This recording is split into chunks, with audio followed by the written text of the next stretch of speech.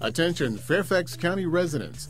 Your personal property taxes are due by Tuesday, October 5th. Your tax bill now includes a registration fee for all cars normally located in the county as of July 1st, 2010.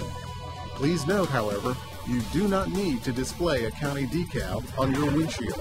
The vehicle registration fees are $18 for motorcycles, $23 for any taxi or other vehicle that is kept for rent or hire for the transportation of passengers, or for a bus used exclusively for transportation to and from church, $33 for all other vehicles with a weight of 4,000 pounds or less.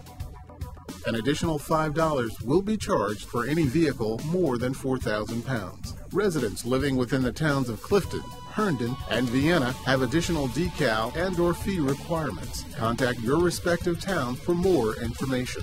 Fairfax County residents must register vehicles with the Department of Tax Administration even if the vehicle is registered in another state. Failure to locally register vehicles on time will result in additional penalties.